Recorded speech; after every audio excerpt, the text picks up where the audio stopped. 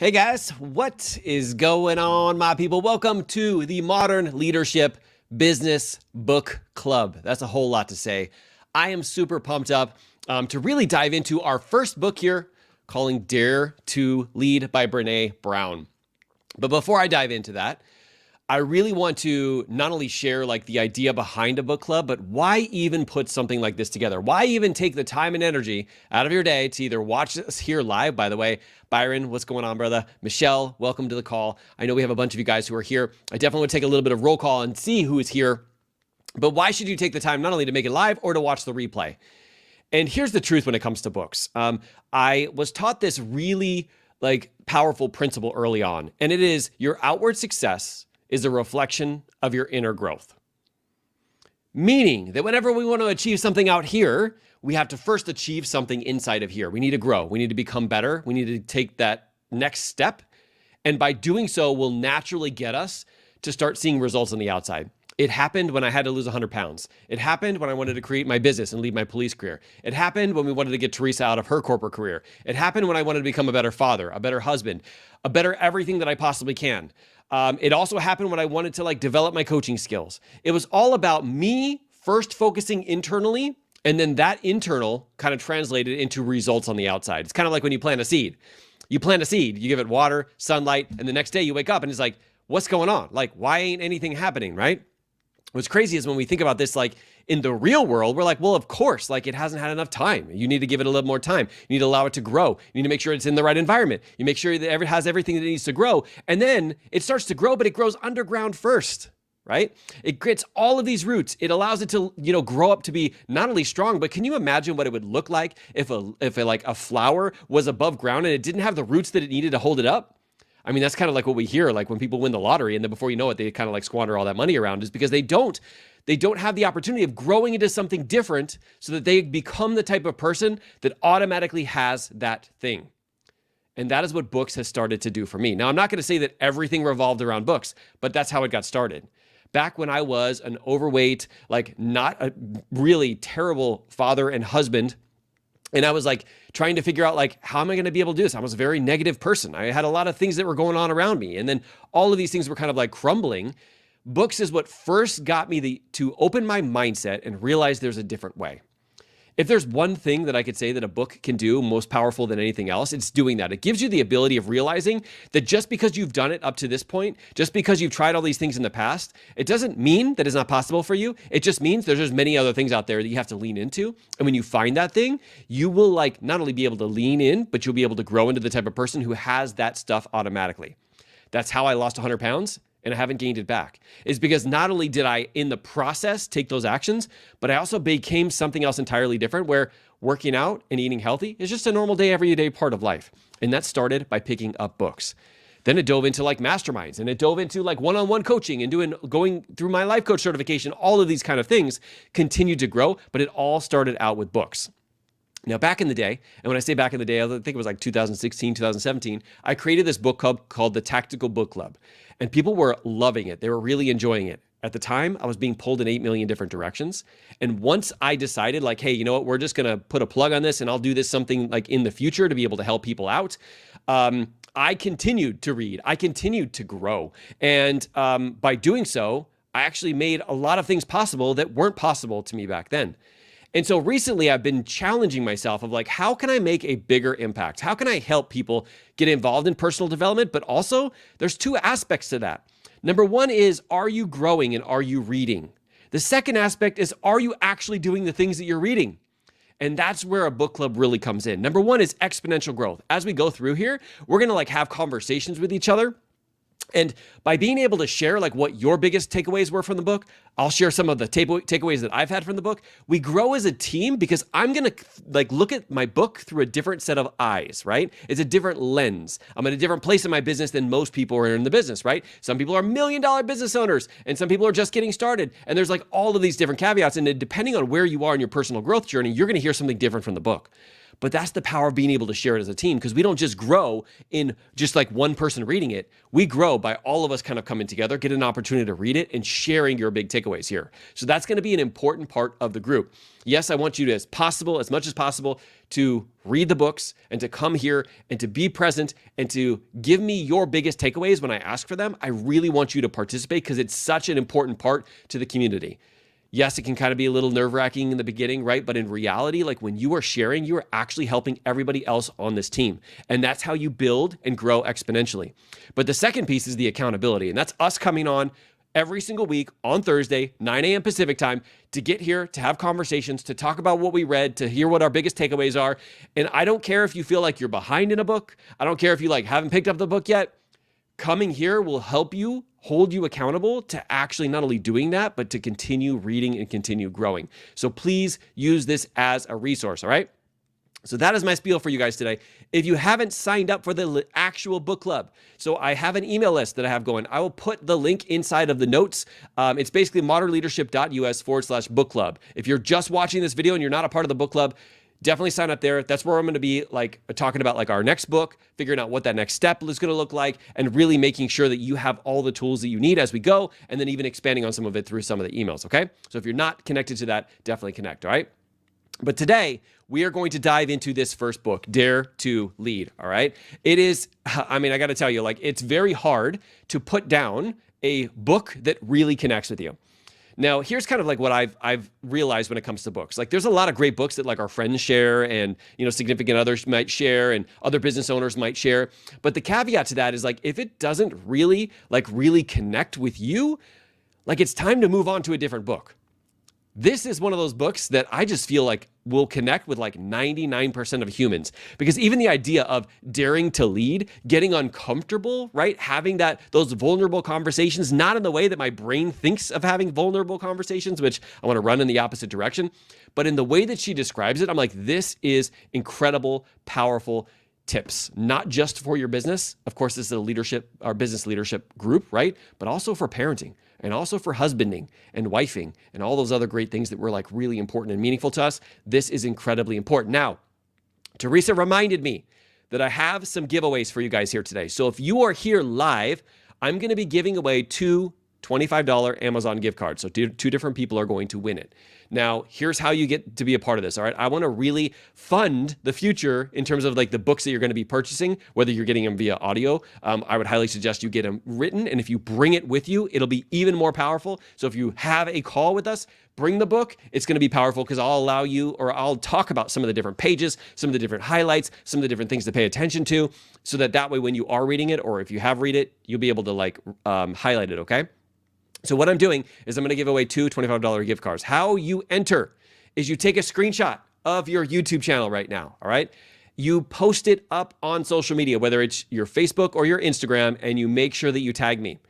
Highly suggest you do it in stories. It's super quick. Grab that right now. Take a picture of me. Talk about like, hey, you're excited about this book club, the book that you're reading, anything. Make sure you tag me. My page is Modern Leadership with Mark. And what I'm going to have Teresa do is in about 15 minutes, she's going to go in, she's going to pull two different winners. So if you're here live, you get to experience that. If you're not here on the replay, definitely make sure that you come every single live call, because I am going to be doing this more consistently. Byron says, I've read a couple of her books from the author and she's really good. She is really good. You know what's crazy, Byron, is I always like to do a lot of research into the people that I decide to read their books. I don't just, and Teresa knows this. By the way, Teresa is my wife, incredible, amazing human. She joins me every Saturday for our actual workshop type replays for business, for leadership, all that kind of stuff. We have lives that we do on Saturday. She's there with me all the time. But one of the things that we're always constantly doing is we're constantly trying to grow and trying to become better and trying to figure out like, how can we really help people? Well, one of the things, like when you actually pick up these books, it's not just a random, like I decided to actually just dive into this book. Like I spend time and energy. I figure out like, I know that my time and attention is valuable, just like yours. And I know that when I pick up a book, it's got to be one that I know is going to be right for me. I know it's going to be right for a majority of my audience. And I actually do a lot of research. I mean, you guys probably can't see behind here, but like when I do research for like, let's say a bed that I want to buy, I literally will spend an entire week looking at everything, figuring out so many different things. So I want to let you know that when I pick a book like this one, Dare to Lead, it's for good reason. But I was looking at some of like the stuff on YouTube from Brené Brown. Do you know she doesn't even have a YouTube channel? I'm like, man, I really want to dive into her content even more, but she doesn't have a YouTube channel, but that actually gives me a great opportunity because now I can come in and I can share some of the great wins from the book. But she is an extremely powerful leader. We'll probably talk about that a little bit inside of today's takeaways, because there was one really powerful takeaway that I'll share with you. It's actually gonna probably make me a little bit vulnerable, but I'm just gonna share with you what kind of came up as I was kind of talking about it. But you're 100% right. She is a very incredible leader, okay? All right, so let's dive right into the actual book club. All right, so what is this gonna look like? What is the book club gonna look like? I'm going to be, for about 15, 20 minutes, going through and sharing some of the highlights. If you can't see, I have like 47 different tabs here, sharing the things that like really spoke to me and how like I see this coming up not only in my life, but in the people's lives that I coach.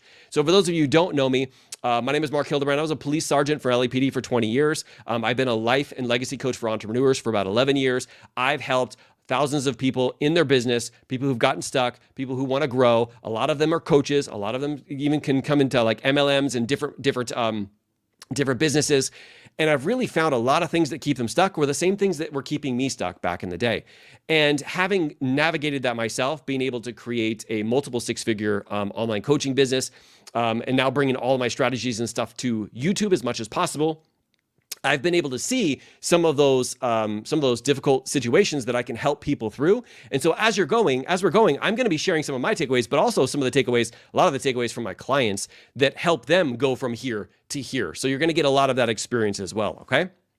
So that's what it's going to be like, about 15, 20 minutes. But I'm also going to be getting your guys' feedback as we go. And I want to kind of start off with this. And I kind of like posted it up there a little bit, but I do like to take roll call. All right. Roll call is like, I want to see who's here, who has maybe started the book, what has been your biggest takeaway. If you can post that in the comments right now, I would greatly appreciate it because I want to be able to share that with other people. All right. So it's not going to just be the Mark show. I want it to be the Modern Leadership Community show. All right. So as we go, we'll pull out some takeaways and I'll ask you guys some questions as we go. Definitely have the book ready if you're ready, or handy when you're ready, okay? Now, when it starts, when I jumped into the book, I actually did read the introduction, a note from Brene, kind of talking about like how this all came about, and it's a really powerful read. But where I really started to take a lot of notes was when she went into the introduction, all right? So we're gonna go over the introduction in part 1 today, all right? She says, you can't get to courage without rumbling with vulnerability. Now, here's the thing. This is one of the words that I think like scares a lot of people, is that idea of vulnerability, right? It's like, well, I like, first off, like, what do I share and how much do I share and who do I share it to? And all those questions are really important. And I know that they're going to be answered in this book, but it's not one of those things where like, or it's one of those things where like when your brain tells you that this is uncomfortable, when your brain tells you like, I don't know if I want to be dealing in vulnerability, that is also our greatest opportunity for growth.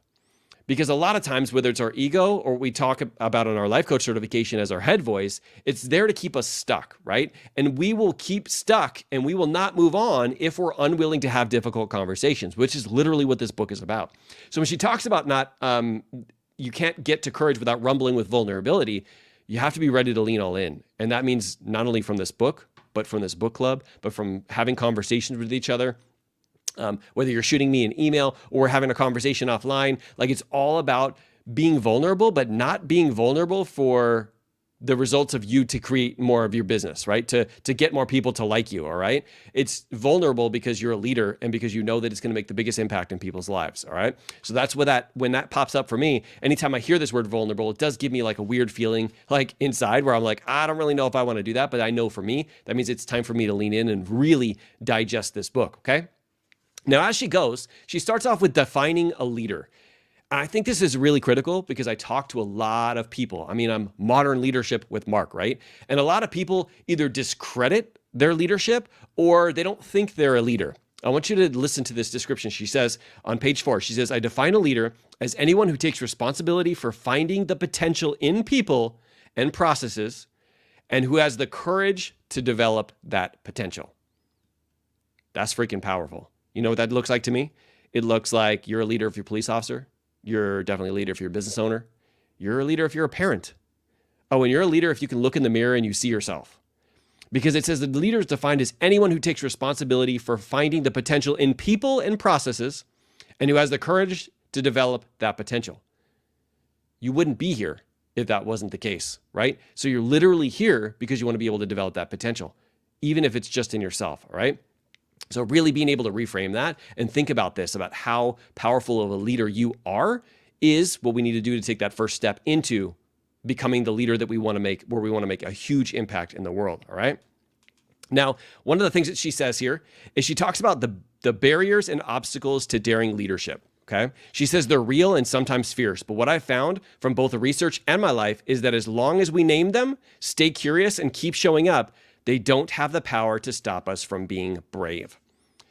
Now, the reason why this kind of like stuck out to me is because a lot of times when you name something where you're like, I'm angry right now, I'm frustrated right now, like, this is not a good feeling in my body, right? When you name it, you realize that you can take some of the power away from it by simply naming it, you saying it out loud.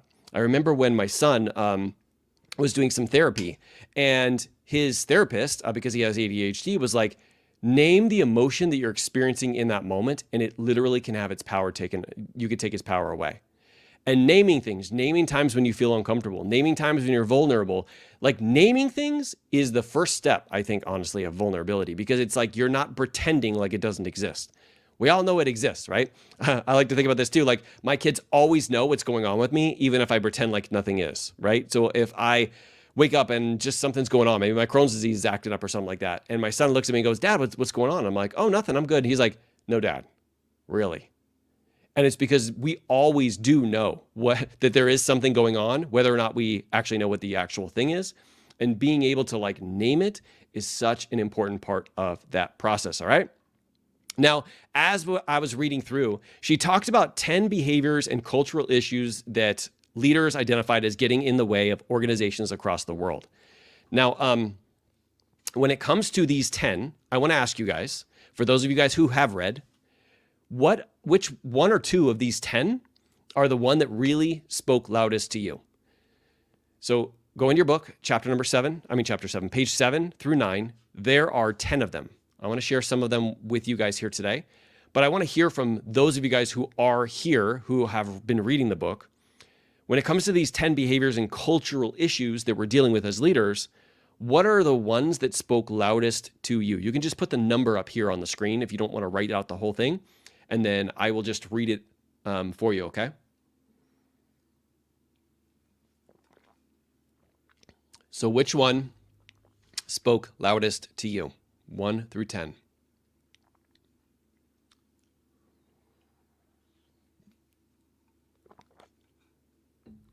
While I'm waiting for you guys, I'm going to share the first one that was loudest to me, but I do want to see inside of the comments which one was loudest to you. Number 1 is, we avoid tough conversations, including giving honest, productive feedback. So how many times have you guys done this? Like, it's time to have a conversation with your significant other. It's time to have a conversation with your kids. It's time to have a conversation with your business partner. It's time to have a conversation with your partner who's sitting right next to you in the police car. And instead of having those uncomfortable conversations, we don't want to feel that way, right? We don't want to feel like nervous. We don't want to feel vulnerable. We don't want to feel like we're just uncomfortable, right? And it's very easy to convince ourselves to just keep it to ourselves, to not take those steps that we need to take, right? To be vulnerable, to have those conversations, right? Now, I also want you to think about like times when you have had those difficult conversations and maybe you framed it in a way that actually worked out really, really well. And then as a result of that, it actually grew your connection with them even stronger. It grew your team even stronger. That one for me was the loudest one, because I can't tell you like how many times nowadays that I start to be putting in a situation where it's a tough conversation. And in the past, I would have ran the opposite direction. I would have done what's called buffering, which is, I don't want to feel this way. Let me do something else. But instead I was like, you know what? This is actually a great opportunity for me to lean in and for me to develop my leadership, because leadership is not made when I'm comfortable. Leadership is not made when it's all handed to me, and leadership is not made when it's all easy. Leadership is made when it's difficult, in the times that are hard, the times you don't feel like doing it, the times you don't feel like leading, the times you just want to sit in the back of the room, but you don't. You lead up front anyway. Like, that's the great opportunity that we have to be as a leader. So that's why that one stuck out to me. That was, for me, the number one behavior and cultural issue that we kind of like run into. And I'm sure that you've seen this, like difficult conversations. Some leaders avoid difficult conversations. They avoid talking to people about improving what it is that they're doing as a team or as a person or as a family, right? And when you do that, you can't expect anything different, right? If you don't lean into that conversation, that difficult conversation, you can't expect things to get fixed on their own, which sometimes we do, but that is never the answer. It's always leaning in and having those difficult conversations, all right? A few other ones. Number 3 says diminishing trust caused by lack of connection and empathy. So this is another one that I hear a lot. And as business owners, we sometimes do it on accident, where we have gone through our own personal struggle. We've gone through our own personal, like say 100-pound weight loss, or making a multiple 6-figure coaching business. And we've been through terrible things. Like we've had to go through the suck to get to where we are. And now that we're here, we're like talking to people, a little bit talking down to them of like, come on, just do it. Like you just got to make the time, right? And when we do that, we actually foster disconnection. Because back when we were there, like we wouldn't not have loved if somebody was like, just make the time, just find a way to do this, right? And so as a leader, it's our greatest opportunity when we have accomplished something to get people to feel like there's hope, there's possibility. I remember when I was there too. Like, it's going to suck. It's going to be like, there's going to be times when you just feel like, man, this is just like all over the place. I'm not heading in the direction that I want to. I'm still not getting on track. I'm still not doing the things that I know I need to do. And it's just one big science experiment, right? But when you're in it, it feels sucky, right? And instead of, as a leader, saying, come on, guys, just do it. Instead, we have to find different ways of connecting with people and finding out what's really holding them back. And a little hint for all my life coaches who are watching, we all know what's in here. It's a subconscious mind that is our head voice trying to keep us safe, right? And so when we really understand how that works, then we can connect with people like on a compassionate level, on a level where we have a little bit of empathy, but honestly, how we help them by getting to the root of their problem rather than just trying to guilt or shame them into doing it. Now, one thing that I love about this book is that she is fully against guilt and shame. The only time that she says she's okay with guilt and shame is when you use guilt and shame by telling people that they shouldn't use guilt and shame, which is kind of like hypocrisy. But in reality, like when it comes to using guilt and shame as a tactic to get people to take action, it's never a good strategy. At least that's what I choose to do as a leader. I know there's many other leaders out there who want to guilt and shame, and some people actually, it works really, really well for them, but it definitely doesn't work for me. So that's why I'm really on point with her message, right? So that was number 3. Number 4 is not enough people are taking smart risks or creating and sharing bold ideas to meet changing demands and the insatiable needs for innovation. If you guys are a business owner, this is a big deal for you. And that is like just trying as many things as humanly possible to see what sticks. And then when you find something that sticks, knowing that's not going to be the way that it's going to end. You're going to have to grow. You're going to have to continue to level up. You're going to have to continue to do this a little differently. I mean, if you think about this, like even from my progression from working in the beginning, I was just helping people lose weight because I lost 100 pounds and everybody's like, "What? How are you losing weight?" Right? And then it was like, how do I get promoted in my LAPD career? So I help people get promoted, right? And it was like, how do I become a better father and a better husband? And then like, how do I become a business owner? And now I'm modern leadership, right? Which I really feel encompasses all of those things. But I specifically help entrepreneurs and leaders like create this legacy that they truly want to create where they're actually excelling at home and in their business. But if I hadn't been throwing all those other things against the wall to see what sticks, like I would never have gotten to where I am right now. And I honestly think this is just another one of those things that's temporarily sticking so that I can get to the next point, right? So realizing that's the opportunity that we have in business, we have this opportunity to not only lead people, but to help them solve their problems. But how we do that has to constantly evolve. And being willing to go, I'm all in. Like maybe this is working right now. Maybe the book club is going to blow up and I have like all of these people that I'm able to impact. And then at some point, it's maybe not going to keep working. And then I'm going to be like, okay, what's the next thing? What do I have to do like to get ahead of this so that I can help even more people, right? And so being willing to do those things is one of the greatest opportunities that we have as business owners, as leaders, as parents, if we're willing to continue to grow, continue to lean in, and continue to get better, right? Number 5, another one of the biggest things is we get stuck and defined by setbacks, disappointments, and failures. So instead of spending resources on cleanup to ensure that consumers, stakeholders, or internal processes are made, we are spending too much time and energy reassuring team members who are questioning their contribution to value. I'm going to make this one a little bit more simple. We make something in our business mean something about us. We make something in our family that our kids do, significant other does, whatever, means something about us. It never does. Remember, like, we have our own like thoughts and processes going on in here, and so does everybody else. They get the dignity of choice, which means they get to decide whatever they do. And yes, it's great to influence them, but you cannot make somebody do something else. You cannot make your business and will your business to success the way that it is right now. It's about this evolution process, right? And so anytime that we make something, you do a webinar and nobody shows up. You have a sales pitch and nobody buys. You are trying a new parenting technique and it doesn't work. You're trying to lose weight, but this program and this nutrition plan just feel like it's just a little bit too much. Like, it's all one big science project. If you were just thinking about, okay, what's the next thing that I'm going to try? What's the next thing that I'm going to do? What's a different way that I can do this? It totally takes it away from you and now puts it on, how can I help make an impact in other people's lives?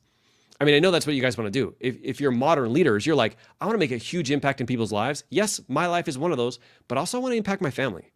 But also I want to impact the world, right? I don't want people to go through what I struggle with, what I sacrifice, like all the things that I had to do in order to get to where I am. I want them to take the speed boost to be able to get there, right? And when you lean into that and you're like, this is the greatest opportunity, when you try things and they don't work, it's just like, oh, that didn't work.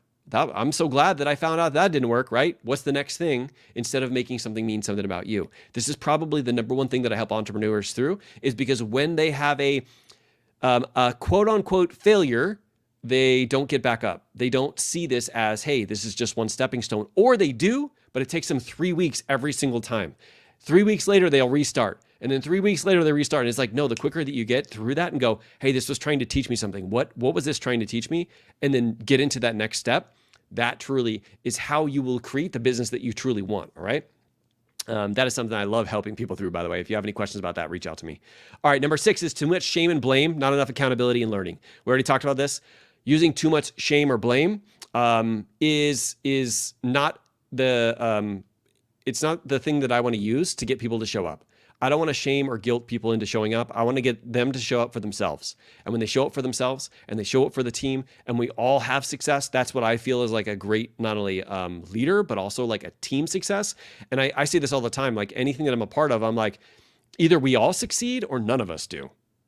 Like, I don't want to be the only person who's succeeding. Like that, for me, that's a failure, right? And when it comes to being a leader, I'm like, if I'm not helping other people succeed and I'm succeeding, I'm like, I feel like I'm a failure, right? So when it comes to this, realizing that shame and blame and guilt and humiliation and all those kind of things are never tools we want to use, but it's very easy to use them, right? It's very easy to, this morning, my son woke up and he's like, oh my God, I forgot I had English homework. Mind you, yesterday he came home. I'm like, hey buddy, before you play, let's get all your homework done. He's like, oh, I don't have any homework. I'm good to go. I'm like, are you sure? He's like, yeah. Wakes up this morning. He's like, Dad, I've got homework. And he's like all upset. He's like almost on the verge of crying. I could have said, buddy, like you told me yesterday that you didn't have homework. This would be shame and guilt, right? Like you told me a lie, and that fosters disconnection. Instead, I was like, you know what? All right, let's reframe this because that's where I wanted to go. And I'm like, okay, what do we have to do? And he's like, oh, we have to ask like 3 different adults what it means to be an adult. I'm like, okay, let's do this. So I texted my mom, I talked to Teresa, and he got like an answer from me. And we got back into him doing his book work. And then afterwards, I'm like, hey, buddy, let's just make sure that when we get home, when we say you don't have any homework, I know it's very easy to forget. Let's just look through your book, through your packet, and we'll see if you have homework or not. We'll go from there, okay? Because he's already beating himself up enough, knowing that he told me that he didn't have homework, and he did have homework, right? And so beating him up again is not the kind of father that he needs. As a matter of fact, things like this cause connection, because then I'm like, I'm meeting him there. I'm still helping him, right? It's very easy for me to go, just figure it out on your own, right? You're the one who made this mistake, but that's not how a leader should be, according to me, especially when it comes to like being a father. I'm like, how can I step in and help him and also learn the lesson from this? I'm like, hey buddy, when you get home, we're actually going to go through your book to make sure you don't have any more, okay? And then he's all in. He's like, okay, thank you so much for helping me, Dad, right? And when you think about it that way, that's how you can lean into it. And I wish that I could say that is the way that I always lean into it, guys. Let me just let me say this one caveat. That went really well this morning. It doesn't always go well like that. because sometimes my head voice and all the things that kind of like come into my brain immediately get out into the wild too, right? I don't have that filter sometimes. And this is what happens when I can filter it through. So I want to let you know that even if something that just happens, maybe it happened this morning and you went the opposite direction, welcome to the humankind, because we all make mistakes like that. And it's so valuable information because now you can learn from it, right? It's one big science project. I also think about this science project when it comes to like kids. It's like, this is the first day that I've ever woke up and I had a 12 and a half and 14, 14-year-old in 36 days, right? Like I'm learning it as I kind of go. And, having this be a science project, you learn so much from that experience. And isn't it crazy that how much you learn about that just in a book called Dare to Lead? Like they say, true personal growth is not personal growth unless it touches every area of your life. And this is the exact reason why I love this book, all right? All right, let's go into number 7. And Byron said number 8, so I'm definitely gonna hit on that one. So number 7 is people are opting out of vital conversations about diversity, inclusivity. There we go. Inclusivity, because they fear looking wrong, saying something wrong, or being wrong. This is the thing that I was like talking about. So as I was looking at this, I'm like, man, these are the kind of conversations that I actually need to have. So let me tell you what happened. So when I initially, about 4 months ago, when I was starting to put together this book club, I was like, hey guys, what book do you want to read? John Maxwell, 21 Irrefutable Laws of Leadership, Extreme Ownership by Jocko Willink, Atomic Habits by James Clear, or Gary John Bishop, Unf Yourself.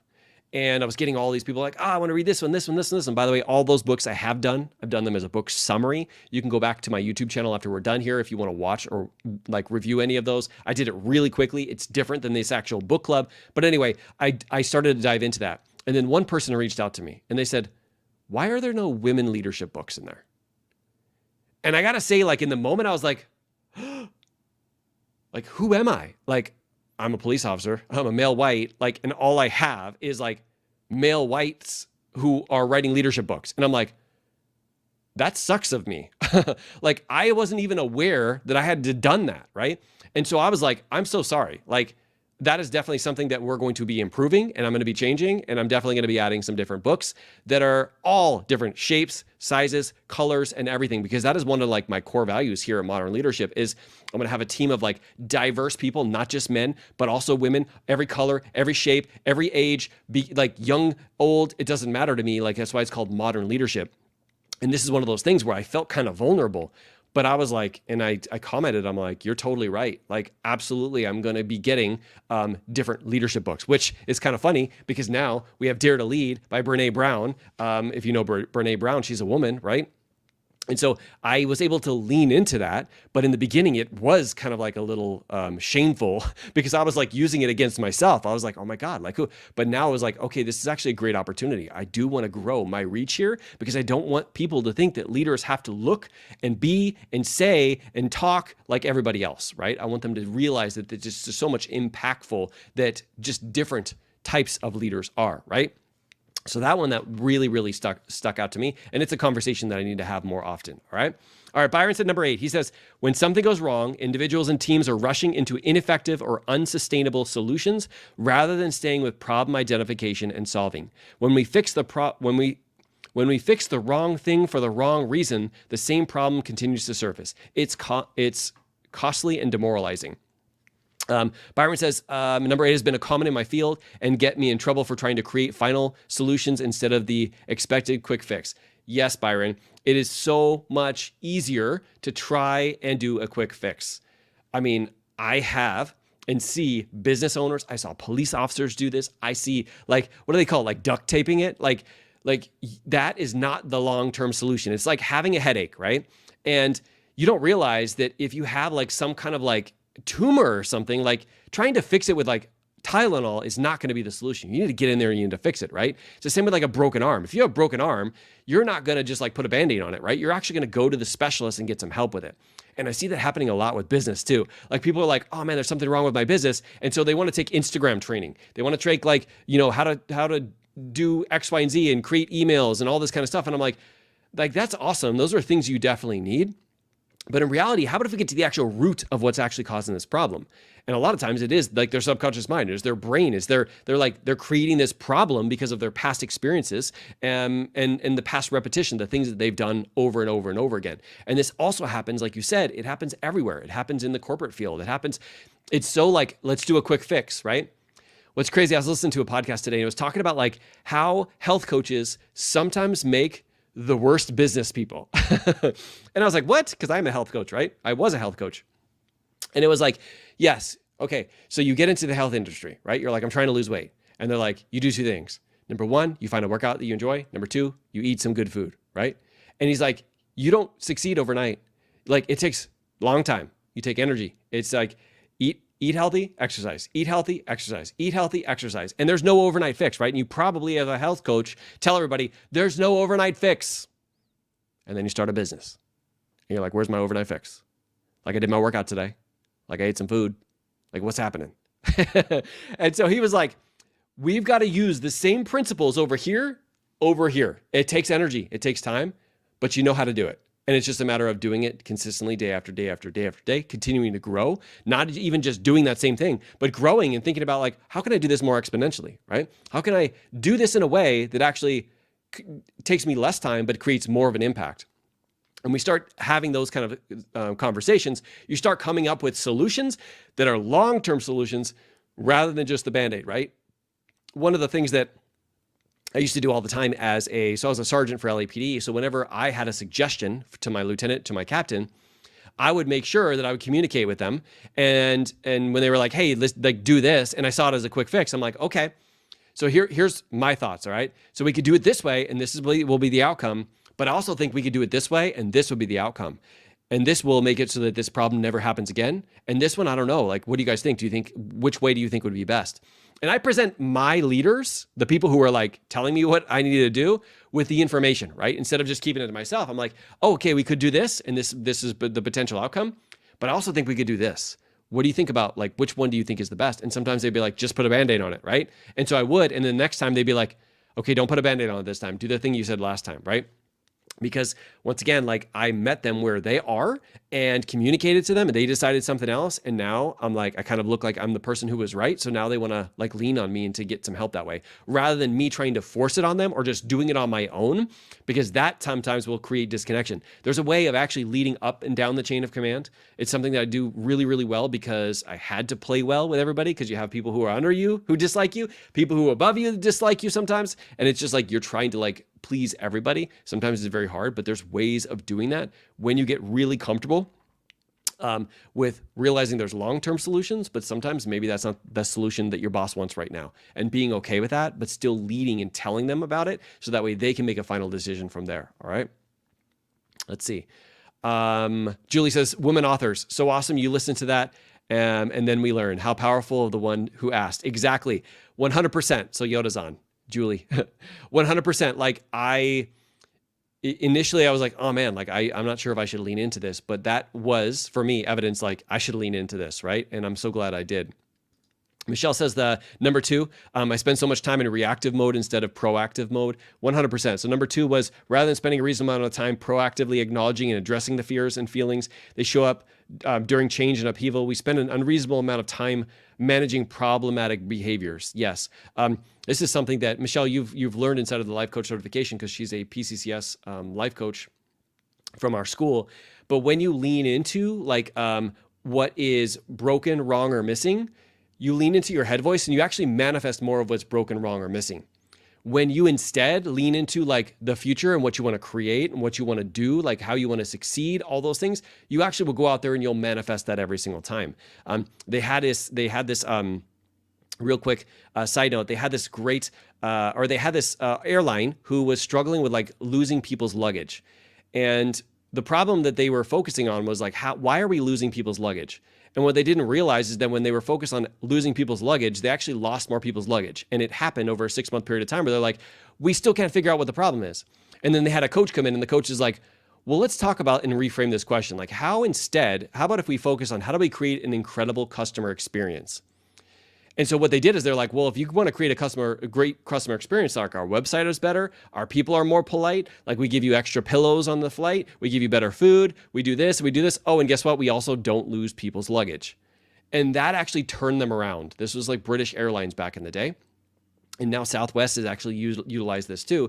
And what they did is they literally turned it around. They stopped losing people's luggage because they were focused on like the solution rather than the problem. It's very easy in the moment to focus on the problems. That's the way our brain works. It's the reason why you click on YouTube videos. It's the reason why you watch news, because it's like your brain's like, you got to pay attention. This is important to you. Like if you miss this, like something's gonna happen. You're never gonna have this information. Like this is danger. You got to know this.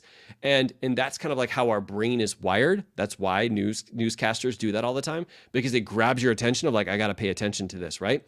And so knowing that, like we said earlier, and calling out to it of like, oh, this is just how my brain works. Let me focus on the solution rather than the problem, will be a complete 180. So really good point, Michelle. And then Julie says, making something mean something about me, taking too long to rebound sometimes, but last few years helped others as well. Yes, Julie, definitely helpful to be. I mean, that's the reason why I put this book club together, right? It's so easy when you're around other people to not be as hard on yourself, right? Because you see other people, they're struggling, they're having difficult conversations. They're not doing it all right, which is why I love to talk about when I don't do it right, because it happens often, but also like a lot of people for some reason don't think so. They're like, oh my God, like everything should be perfect. And I'm like, absolutely not. Like this isn't the Instagram reel, like 60 seconds where my house looks amazing and everything like that. It's like real life, because when you realize like, hey, everybody else is just like me and I can also have success, it allows you to like lean into that as opposed to running in the opposite direction or just waiting like 3, 4, 5 weeks before you're able to rebound. And I know, Julie, from watching you, just how powerful of a leader you are and how quickly you do get up right now, okay? The last one, number 10, is perfectionism and fear are keeping people from learning and growing. So perfectionism and fear. So perfectionism, like having this idea like it has to be perfect before I do it, is actually like the biggest form of procrastination. It's like it has to be perfect before I put it out there. And the truth is it can never be perfect until you put it out there. One of my mentors said 70% perfect is perfect, 100% perfect is failure. So let me say that again. 70% perfect is perfect, 100% perfect is failure. I'm not saying you shouldn't have anything, but I'm saying like if you just get started, you can't improve in action. Guys, I just hit the record button here and just said, hey, let's just go live. I have a couple notes here, but like I'm just going to go with it, right? And it's a mixture of both all the things that I've done in the past that haven't worked and some of the things that I have, but also I don't know how this is going to turn out. I don't know how many, like you guys are going to really enjoy this video and love it and want to continue to be a part of the book club, but I'm leaning in because I'm going to grow through all of this, right? And being willing to feel that fear, being willing to like feel it in your body and going, oh, hey, you're just here because you think I'm going to make a mistake or you think this is going to like dive bomb, but in reality, even if it does, I'm going to learn so much from this experience, right? I know as a life coach, we talk about this as self-confidence. It's knowing that you're going to do something and there's only 2 possible outcomes. Number 1 is you do it right, or number 2 is you learn and you grow from it. Like those are the only 2 possible outcomes. When people talk about like failing, I ask them about that and they say failing means that they totally give up. And I'm like, which part of that did you do? And everybody's always like, well, I'm not giving up. I'm like, so stop believing that you're failing. You're not, you're learning. Instead of saying I'm failing, just saying I'm growing, I'm learning, I'm developing, I'm becoming a better leader. That's really what it's, I'm becoming a better father, better parent. What is this trying to teach me? And when you're able to do that, it helps you take it to the next level. All right. All right. Now we're going to go into the heart of daring leadership. All right. I'm going to go over these really quick. I want to also hear from you guys. There is 1, 2, 3 of them. I want to hear what your biggest takeaway was from this. So these were kind of like different ways of like finding the solution to those problems from earlier. This is what Brene was like spending some time on. I highlighted a couple of them, but I want to hear 1, 2, or 3, which one was the most powerful. So number 1 is you can't get to courage without rumbling with vulnerability. Number 2 is self-awareness and self-love matter. And number 3 is courage is contagious. So let's go over these really quick and we'll end this, all right? So number 1, you can't get to courage with rumbling with vulnerability. Embrace the suck. So they say at the heart of daring leadership is a deeply human truth that is rarely acknowledged, especially at work. Courage and fear are not mutually exclusive. Most of us feel brave and afraid at the exact same time. I can tell you this from my own personal experience, being on stage, talking in front of like 500, 1,000 plus different people. Like you can both have at the same time fear and also courage. And you can also have like they say, you can't actually have courage without fear. Like, it wouldn't just be courage. It would just be you having a conversation, right? And instead understanding that like fear is a part of the process. It's what I do after the fear that is the game changer, right? And when you think about that, like you can get courage with rumbling, with vulnerability by embracing the suck, realizing that this sucks right now. This is uncomfortable. This is fearful. But at the same time, this is the greatest opportunity for me to develop courage because I can lean into this and I can actually learn and grow through it, right? It says, she described what a rumble is. And I want to describe this because I really didn't understand this in the beginning. She says a rumble is a discussion, conversation, or meeting defined by a commitment to lean into vulnerability, to stay curious and generous, to stick with the messy middle of the problem identification and solving, and to take a break and cycle back when necessary, to be fearless in owning parts, and, as psychologist Harriet Lerner teaches, to listen with the same passion with which we want to be heard. So rumbling is just having a really deep conversation where you're actually listening as if you want to be, how you want to be listened to as well. And when you actually hear what they're saying, when you actually can see where it is they're coming from, it just gives you an entirely different perspective, but also the person will respect you for just taking the time to listen. Can't tell you how many times just on a life coaching session, people are just so amazed by me just having a conversation with them and listening to what they say. Being a police officer for a long time, I know there's a lot of experiences where I was just waiting for the other person to stop talking so I can talk and tell them what was going to happen. And that was the wrong way for me to actually connect and communicate with them. It wasn't until like a couple of years after that where I'm like, you know what, when I actually listen to people and I'm willing to have these difficult conversations, this gives me the greatest opportunity for connection, but also it helps me to like really help them in the end, right? Because if they don't know how much I care, like John Maxwell says, or they don't care how much I know until they know how much I care, right? And so by showing them that is the greatest opportunity that we have, right? And so by being able to rumble, being able to have these difficult conversations, that's really where growth happens. Number 2 is self-awareness and self-love matter. Who we are is how we lead.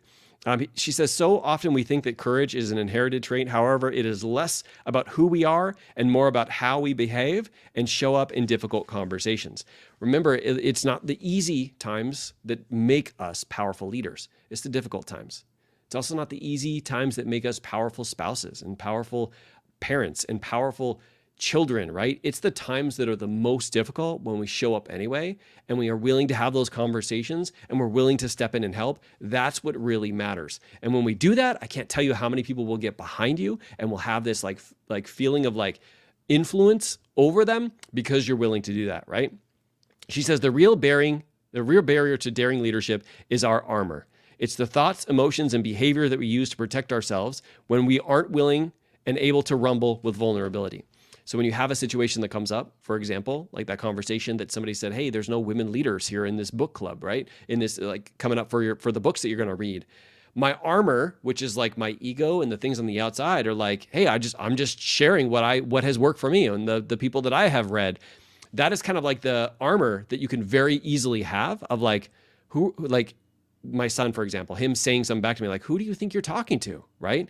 That's the armor that we put up. And a lot of it has to do with ego, but it's also like our thoughts, our emotions, our feelings, our actions, all those things that we talk about inside of our life coach certification. Those things come up because they're trying to protect us. But we truly don't grow until we take that armor off and we sit down and go, hey, like, what do you think it was that made you feel that way? What was it that got you to tell me that, Andrew? And when we take off that armor and we don't feel like it's a personal attack on us, it's actually an opportunity to grow, then we can really step into not only courage, but also growth as a leader. And the third one is courage is contagious. When they say courage isn't contagious, the people you hang around with, the 5 people you spend the most time with, it is very much contagious. If you want to hang out with people who are growing, hang out in the right room with people who are growing, right? If you want to have a certain level of business growth, a certain amount of parenting growth, a certain amount of like hanging out with other people, it's contagious, but especially courage. When you see other people stepping up and taking those courageous actions, it's much easier for you to take them in the future, all right? Okay, let's get into part 1. I didn't realize it's part 1. In section number 1, she says, if we are brave enough, often enough, we will fall. Daring is not saying I'm willing to risk failure. Daring is saying I know I will eventually fail and I'm still all in. That one is super powerful for me. So daring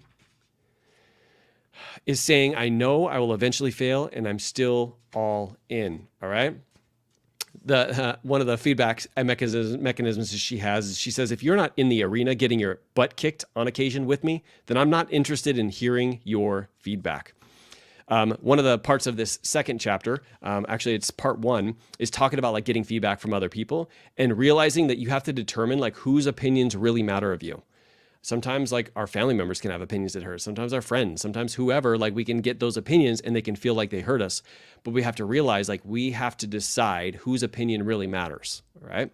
And by making that decision, you can help remove the armor and then make it not about you, but make it about the other person. She says, don't grab hurtful comments and pull them close to you by rereading them and ruminating on them. Have you guys ever had that? If you have an online business, like for me, police officer, I can't tell you how many hurtful comments people have made. They have no idea who I am. They don't know, anything about me, and they're making hurtful comments. And it's very easy for me to keep reading them over and over and over and over again and really using them to actually beat myself up. But she says, don't play with them by rehearsing your comeback either. And whatever you do, don't pull hatefulness close to your heart. Let what's unproductive and hurtful drop at your feet of your unarmored self. And no matter how much your self-doubt wants to scoop up the criticism and snuggle with the negativity so it can confirm its worst fears, or how eager the shame gremlins are to use the hurt to fortify your armor, take a deep breath and find the strength to leave what's mean-spirited on the ground. That one is so powerful. All right. So let's dive into real quick the Rumble tool. This is on page number 22. She says that the solution to daring greatly is to get a 1 inch by 1 inch piece of paper and write down the names of the people whose opinions matter to you. This is going to be called your square squad, meaning the people that you know, their opinions matter, the ones that you want to talk to, the ones that you want to have a conversation with, because just being vulnerable, especially around people who you don't really trust, especially around people who for example, this is on YouTube, like how many billions of people could come in here, and if I share a vulnerable moment, they could go the opposite direction, right? And so you want to create this square squad, the group of people that you are feeling willing enough or you're able to like really lean into to really value their opinions and get their feedback along the way. All right. Now, she also talks about the myths of vulnerability. We're going to go through this real quick. Number 1 is vulnerability is weakness. That is the big myth. As a matter of fact, like vulnerability, like pushing vulnerability away is the easiest thing to do. It's just to push it away. But also that's the same with growth. You're also pushing away your opportunity to grow. Number 2 is I don't do vulnerability. I've heard this a lot, like not just I don't do vulnerability, but like I'm just an angry person. I'm just a frustrated person. I'm just an introvert. We put labels on ourselves. When we put labels on ourselves, we actually trap ourselves in that box, right? So saying that you don't do vulnerability is not really true. It's just a matter of like actually diving in and seeing how it would apply to you. The next one that I highlighted is I can go at it alone. That's probably the main reason why I actually created this book club, because it's so easy for us to convince ourselves we should go at it alone. But when we go at it alone, like 1 is too like small a number for us to have massive success. We have to have more people, get more people involved, exponential growth, and really like lean into that. And the more that we lean into that, the more we'll speed up our growth process, right? I skipped over a couple other myths. Those ones are still good, but definitely hit them up. But myth number 5 is trust comes before vulnerability. It says we sometimes do an exercise with a group, basically talking about like, how do I know if I can trust someone enough to be vulnerable? Can I build trust without ever risking vulnerability? And the process of building trust is vulnerability, right? Is sharing those times when you haven't done it right. Is sharing it from a perspective of like, what can I do to become better? One of the questions that she asked in here, and this is a really, really important one, is to really ask people like how best you could show up for them, right? So even if you have like your significant other, if you have like somebody at work, you have like somebody you're working with for your business, and you don't feel like you actually hit that mark, you just ask them like, hey, if I ask Teresa, like, hey, when you feel most loved by me, what is it that I'm doing or saying that makes you feel that way? It's kind of a little bit of a vulnerable question because I want to know what's working because I also want to know what's not working, right? And so asking her a question like that, or my son, I'm like, hey, when you're having the most fun with me, what are some of the things that we're doing that make you feel that way, right? And I could even ask like, hey, when you're not having fun, what are some of the things that we're doing so that we don't do that anymore, right? And it's really asking those questions that most people are too afraid to ask, but it's so powerful when you just ask the question rather than just think of all the answers in your head, right? It's like, oh, I think he likes this, or I think she likes this, or I think my customers want this. How about you just ask them, like, hey, if I'm putting together a business leadership book club, if I put something like that together, what would be some things you'd like to learn from me? What are some like results that you want to get from it? And what are some books that you really love to hear about? Like really me asking them, they're going to be telling me and feeding me that information. I can decide if I want to listen to them and take those actions, which a lot of times I do, or sometimes I don't, depending on the person, right? If the person who gives me that feedback is not a person that I really want to accept feedback from, then I don't accept the feedback from them. But still, asking that question is super powerful. Now, I want to end this last one, or this part of the chapter with this one piece, because I have like 5 or 6 different other things that kind of like stuck out to me, but it all boils down to this. And it is, we become powerful leaders in the micro moments that we have every single day. Some people think that like vulnerability and like courage and all this stuff happens from this really grandiose, huge thing, but it doesn't. It happens in those micro moments, those moments where you're like, oh, I'm so tired, like I'm exhausted, it's time to go to bed. And you see your daughter and something's bothering her. Those are the micro moments that not only build courage, but build your leadership and build your vulnerability. Because instead of going, hey, I'm just going to go to bed, you go in, you say, hey, I noticed that maybe like something's off. Like, what's going on? Like, what can we talk about today? Like, was there something that happened that maybe I can help you with? It's a different level of conversation when you're willing to do that. But it's those micro moments that over time build up, build up, build up. She talks about like having like a marble jar, right? And every time that somebody does something like that for you, right? Somebody like helps you in those moments. Like you have a little bit of marble that goes into your trust jar. And as you continue to build that up, you get to the point where you trust them so much, you'll tell them anything. But in the beginning, when your trust is this much, you'll kind of leave out some of the things because it's not time to fully trust them yet, right? They're still putting those marbles in. Well, every single time that you have an opportunity to have a vulnerable conversation with somebody, you have an opportunity to meet them where they're at, to help them out, to take that next step, like doing that uncomfortable thing.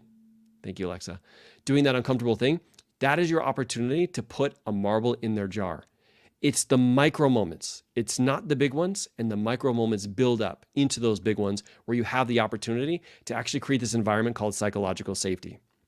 I have a video on my channel talking about psychological safety, but it's this environment where people feel comfortable sharing things with you, and they share things with you because they know that you're going to be able to help them and you're not going to judge, shame, or humiliate them. I mean, think about what this would be like at work. Like for me being a police officer, that never happened. Like everybody would judge and shame and guilt and say that's a stupid idea and all that kind of stuff because of the environment that I was in at that time. But I had other leaders who weren't like that. They would be like, that's a great idea. Or like, let's talk about it. Let's have a discussion about it, right?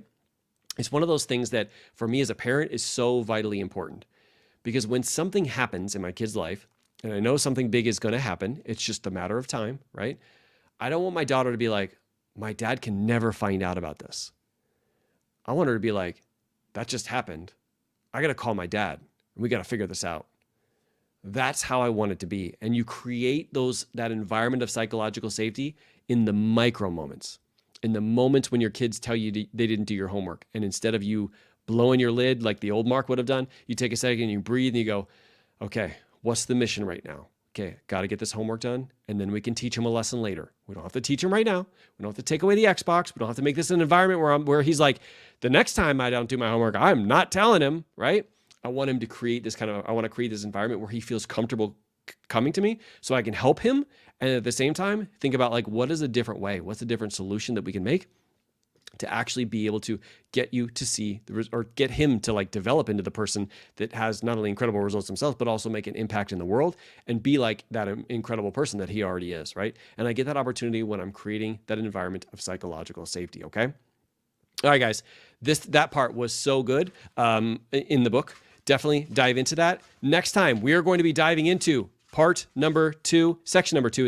It's called Clear is Kind, the Call to Courage. I promise you I'm going to be going much quicker during the future ones, but I really wanted to hit this one because it's extremely important to have all of these like frameworks done beforehand and ideas and definitions so that we can move on to more things in the future. Now, here's the thing. If you get to this point and you're not a part of the book club, definitely sign up, modernleadership.us/book club, so you can get access to all the information that we're going to be sharing over email, and then access to all the live calls. And also, if you enjoy reading these types of books, we have a bunch of different books that I've done in the past. All those 4 books that I talk about: 21 Irrefutable Laws of Leadership, Atomic Habits by James Clear, Unf Yourself by Gary John Bishop, and Extreme Ownership by Jocko Willink. I've done reviews on those. I'll leave you so you can tap on the screen at the end of this. And if you guys have any questions, please don't hesitate to shoot me a message, send me an email. And also, I do want to hear what your biggest takeaway was from today's lesson. So before we go, everybody, type in the chat, what was your biggest takeaway from today's book club? What is something you're going to take from this and take action on so that I can hold you to it next week? Let's see. I want to see in the chat. And I could be here all day. I don't want to be. Actually, I kind of do want to be. I enjoy definitely doing these kind of book clubs. So what is your biggest takeaway from today's book club?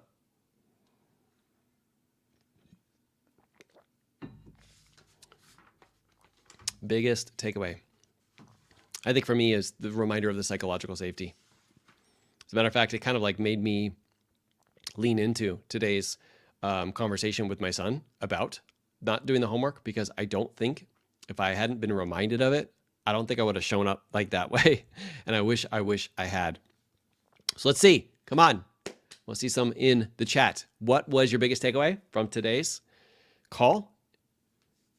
And then we'll go from there. Thank you, Michelle. Michelle says, this is so good. I think I already said this one, but Julie says, making something mean something about me. Right? So easy to do that, right? Those micro moments, it all adds up. Yes, 100%. All right, guys. I appreciate you so much. The world around me needs leaders, and I am one. Byron, 100%. Guys, let me just end with that. I know I brought this up before, but it's the times that are the most difficult that actually gets us to become the type of leader that the world needs now more than ever. It's all about leaning into that, knowing that you're literally modeling the behavior for future leaders. It's not the times of darkness that we need to turn the light on, right? I mean, there isn't the time of light to turn the light on. It's the times of darkness in which we have to lean in and we have to turn the light on. And those are the moments when it's a little scary. You're a little nervous. Maybe feel a little bit vulnerable, maybe a little bit of fear, when you have the greatest opportunity, not only because you can model that behavior for others, but you can really be proof of what's possible. Thank you for what you do out there every single day. As a leader, I know you're constantly growing, you're constantly becoming better, and you're constantly being that light. And even if nobody has told you today yet, I really appreciate you for your leadership and for what you're doing out there, especially the things that nobody will ever know about. I see you. I appreciate you. Keep leading from the front, and I'll see you guys on the next video, okay? All right, bye, everybody.